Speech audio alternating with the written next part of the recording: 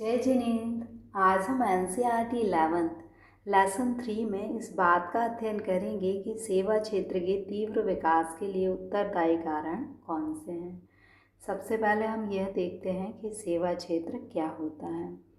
सेवा क्षेत्र का अर्थ होता है कि विभिन्न प्रकार की सेवाएं प्रदान करना, जैसे ट्रैवल और टूरिज्म की सेवा, हॉस्पिटलिटी यानी होटल में, हेल्थ सेंटर में सेवा प्रदान करना, मीडिया में सेवा प्रदान करना, एंटरटेनमेंट इंडस्ट्री में सेवा प्रदान करना, रिटेल मार्केट में सेवा प्रदान करना, इंफॉर्मेशन टेक्नोलॉजी IT सेक्टर में सेवाएं प्रदान करना, पब्लिक रिलेशन की सेवाएं प्रदान करना, ऑफिस एडमिनिस्ट्रेशन, कम्युनिकेशन, इंफ्रास्ट्रक्चर से संबंधित जो सेवाएं होती हैं वो सेवा क्षेत्र के, हेल्थ, एजुकेशन, रिसर्च से रिलेटेड सेवाएं सेवा क्षेत्र में आती हैं। तो अब आपसे पूछा गया है कि भारत में सेवा क्षेत्र का विकास तीव्र गति से क्यों हुआ। देखिए, अर्थव्यवस्था के 3 सेक्टर होते हैं। प्रथम होता है कृषि क्षेत्र, द्वितीय उद्योग या विनिर्माण क्षेत्र और तृतीय सेवा क्षेत्र। तो आपसे पूछा गया है कि ये सेवा क्षेत्र का विकास ही तेज़ी से क्यों हुआ। ये कृषि और उद्योग की जगह सेवा क्षेत्र का विकास ही तीव्र गति से क्यों हुआ। तो आंसर है आपका सेवाओं की उच्च मांग। सेवा यानी वो सभी काम जो हम कृषि और उद्योग क्षेत्र में नहीं आते। जैसे जैसे किसी देश में आय बढ़ती है वैसे वैसे सेवा क्षेत्र का विकास होता है। जैसे मान लीजिए कि आपकी घर में आय बढ़ जाए तो पहले आप घर में खाना बनाते थे, अब आप होटल में जाके खाना खाने लगेंगे। पहले आप घूमने नहीं जाते थे, अब आप टूर प्लान करने लगेंगे। तो जैसे जैसे आय बढ़ती है वैसे वैसे सेवा क्षेत्र की मांग बढ़ती है। तो भारत में भी जैसे जैसे आय बढ़ी वैसे वैसे सेवा क्षेत्र की मांग बढ़ी, इसलिए सेवा क्षेत्र का विकास तीव्र गति से हुआ।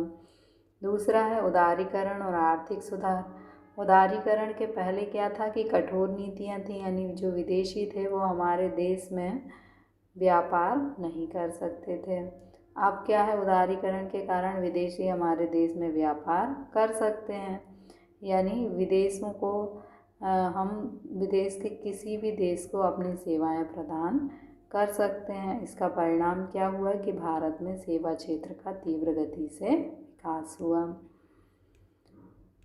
अगला है आपका संरचनात्मक परिवर्तन। देखिए, अर्थव्यवस्था की संरचना में क्या होता है कि सबसे पहले नंबर तो क्या आता है संरचना में, उद्योग कृषि आता है, उसके बाद उद्योग आते हैं और अंत में सेवा क्षेत्र आता है। लेकिन हमारे देश में जो संरचनात्मक परिवर्तन हुआ वो कैसा हुआ कि हम कृषि से सीधे सेवा क्षेत्र पर शिफ्ट हो गए और उद्योगों का तुलनात्मक दृष्टि से कम विकास हुआ। तो सेवा क्षेत्र के अधिक विकास के कारण क्या हुआ, हमारे यहाँ सेवाओं की मांग में वृद्धि हो गई। IT की उन्नत तकनीक का विकास। IT क्या होता है, इंफॉर्मेशन टेक्नोलॉजी, यानी संचार से संबंधित जो तकनीक होती है। अब हम संचार किससे करते हैं, या तो हम कंप्यूटर से विचारों का आदान प्रदान करते हैं या मोबाइल से, तो ये क्या हो जाएंगे IT में। अब अब हमारे देश में क्या हुआ कि इंजीनियर्स अधिक होने के कारण इंफॉर्मेशन टेक्नोलॉजी IT क्षेत्र का तीव्र विकास हुआ और इस IT क्षेत्र में काम करने वाले लोगों की संख्या में वृद्धि हो गई और उससे हमारे देश में सेवा क्षेत्र में भी वृद्धि हो गई। आउटसोर्सिंग। भारत में जो श्रम है वो बहुत सस्ता है, यानी भारत में जनसंख्या अधिक होने के कारण श्रम सस्ता है। श्रम केवल सस्ता ही नहीं है बल्कि वह कुशल भी है। कुशल यानी हमारे यहाँ उच्च डिग्री प्राप्त डॉक्टर, इंजीनियर आदि की संख्या अधिक है। तो उसका परिणाम क्या हुआ कि भारत से सेवाओं की आउटसोर्सिंग होने लगी, यानी विदेश में यही सेवाएं महंगी मिलती हैं, इसलिए विदेशी लोग हमारे देश के लोगों से किराए पर सेवाएं लेने लगे। भारत में सेवा क्षेत्र के तीव्र विकास के लिए उत्तरदायी कारण कौन से हैं। तो सेवाओं की उच्च मांग। जब विकसित देशों से भारत में सेवा क्षेत्र की मांग बढ़ी आउटसोर्सिंग के कारण। आउटसोर्सिंग यानी सेवाएं किराए पर लेना। तो भारत से जब सेवाएं जैसे जैसे कोई देश विकास करता है तो वहाँ पर सेवा क्षेत्र की मांग बढ़ती है। तो विकसित देशों में क्या हुआ, भारत के सेवा क्षेत्र की मांग बढ़ी तो हम सेवाओं की आउटसोर्सिंग करने लगे। इससे क्या हुआ कि भारत में बैंकिंग, कंप्यूटर, विज्ञापन, संचार, इन सेवाओं की मांग विदेशों में होने लगी। और इसका परिणाम क्या हुआ कि भारत में सेवा क्षेत्र का उच्च विकास हुआ। तो इस पॉइंट में आपको क्या लिखना है कि विकसित देशों में भारत के सेवा क्षेत्र की मांग बढ़ी। क्यों बढ़ी? आउटसोर्सिंग के कारण बढ़ी। इसलिए भारत में बैंकिंग, कंप्यूटर, जो भी आपको सेवा क्षेत्र की इंडस्ट्री का नाम याद आए उनका आप नाम लिख देंगे कि इनका क्या हुआ, उच्च विकास हुआ। दूसरा है उदारीकरण और आर्थिक सुधार। उदारीकरण यानी हमने कठोर नियम था कि विदेशी हमारे देश में आकर व्यापार नहीं करेंगे। उदारीकरण में हमने व्यापार के द्वार क्या हुए, खोल दिए। उसका ये सब हमने कब किया, उदारीकरण और आर्थिक सुधार 1991 में। इसका परिणाम क्या हुआ? इसका परिणाम ये हुआ कि हमारे देश में विदेशी प्रत्यक्ष निवेश या विदेशी पूंजी हमारे देश में आने लगी। और विदेशी पूंजी हमारे देश में विशेषतः किस क्षेत्र में आई, सेवा क्षेत्र में आई, और इससे सेवा क्षेत्र को बढ़ावा मिला। तो इस पॉइंट के विवरण में आपको क्या लिखना है कि भारत में सेवा क्षेत्र को बढ़ावा क्यों मिला या सेवा क्षेत्र के विकास के लिए उत्तरदायी कारण आर्थिक उदारीकरण है। आर्थिक उदारीकरण क्यों है? क्योंकि 1991 में जब हमने आर्थिक उदारीकरण की नीति को अपनाया तो भारत में प्रत्यक्ष विदेशी निवेश में वृद्धि हुई और प्रत्यक्ष विदेशी निवेश में वृद्धि के कारण सेवा क्षेत्र में वृद्धि हुई। संरचनात्मक परिवर्तन। भारतीय अर्थव्यवस्था संरचनात्मक परिवर्तन का अनुभव कर रही है। इसका अर्थ है कि प्राथमिक से द्वितीय क्षेत्र में आर्थिक निर्भरता बढ़ी है। भारत में क्या था कि जब भारत स्वतंत्र हुआ था तो प्राथमिक क्षेत्र पर निर्भरता अधिक थी, लेकिन 1991 के बाद अब क्या हो रहा है कि भारत में सीधे तृतीय क्षेत्र पर यानी सेवा क्षेत्र पर निर्भरता बढ़ रही है और अन्य क्षेत्रों से ज़्यादा सेवा क्षेत्र का विकास हुआ है। जीडीपी में भी हम देखें तो सेवा क्षेत्र का योगदान ही सबसे अधिक है। यानी सेवा क्षेत्र पर यदि लोगों की आर्थिक निर्भरता ज़्यादा है तो उसका परिणाम क्या होगा कि सेवा क्षेत्र की मांग में वृद्धि होगी और सेवा क्षेत्र को बढ़ावा मिलेगा। तो आपका क्वेश्चन क्या था कि सेवा क्षेत्र के विकास के लिए उत्तरदायी कारण क्या है? तो उत्तरदायी कारण है संरचनात्मक परिवर्तन। संरचनात्मक परिवर्तन क्या हुआ है कि हम सीधे प्राथमिक क्षेत्र से सेवा क्षेत्र पर शिफ्ट हो गए हैं। जनसंख्या प्राथमिक क्षेत्र के अलावा सेवा क्षेत्र पर अधिक निर्भर है, इसलिए सेवाओं की मांग में वृद्धि हुई और सेवा क्षेत्र का विकास हुआ। आईटी की उन्नत तकनीक और विकास। IT means information technology. तो भारत में क्या हुआ कि आईटी सेक्टर का विकास हुआ। इंफॉर्मेशन टेक्नोलॉजी मतलब इंटरनेट, दूरसंचार, मोबाइल फ़ोन, इलेक्ट्रॉनिक लेन देन, इन सब के क्षेत्र में भारत में नए नए प्रयोग हुए और इन नवाचारों के कारण भारत में क्या हुआ, सेवा क्षेत्र का विकास हुआ। तो भारत में सेवा क्षेत्र के विकास के लिए उत्तरदायी कारण क्या है? आईटी का विकास, क्योंकि भारत में आईटी के क्षेत्र में नवाचारों का विकास हुआ और उनके परिणाम स्वरूप सेवा क्षेत्र का भारत में विकास हुआ। भारत में सस्ते श्रम और उचित कौशल की उचित डिग्री। भारत में जनसंख्या अधिक है इसलिए श्रम कैसा है, सस्ता है, और सस्ते श्रम के साथ साथ श्रमिक कैसे हैं, कौशल की उचित डिग्री भी रखते हैं, यानी डॉक्टर, इंजीनियर की डिग्री वाले लोग भी ज़्यादा हैं।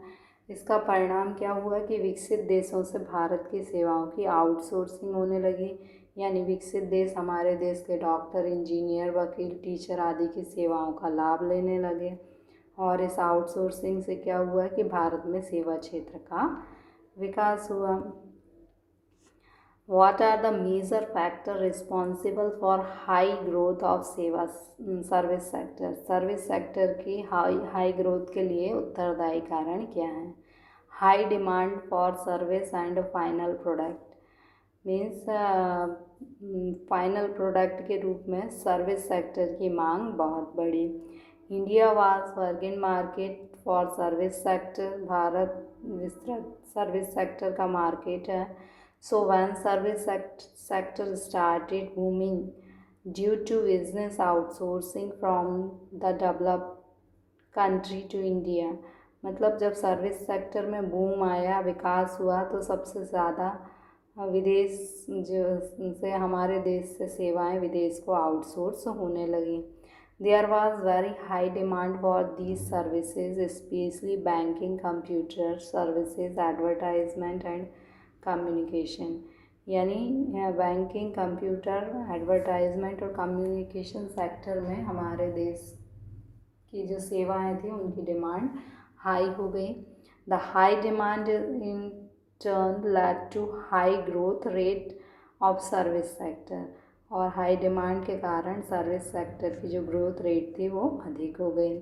लिबरलाइजेशन एंड इकोनॉमिक रिफॉर्म, उदारीकरण और जो आर्थिक सुधार हुए. The growth of Indian service sector is also attributable to the liberalization and various economic reform that were in 1991.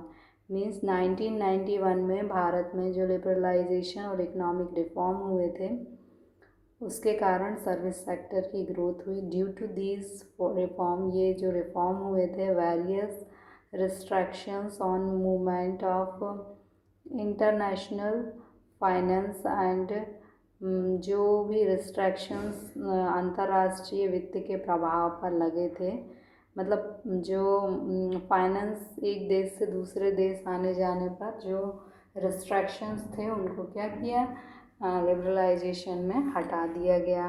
This led the huge inflow of foreign capital. इसके कारण foreign capital, foreign direct investment और outsourcing Bharat से अधिक होने लगी. This encourage the service sector growth. और इसके कारण सर्विस सेक्टर की ग्रोथ हुई. स्ट्रक्चरल रिफॉर्म यानी संरचनात्मक सुधार हुए जिसके कारण सर्विस सेक्टर की डिमांड इंक्रीज हुई. Indian economy is experiencing structural reform that imply shift of economic dependence from primary to tertiary sector.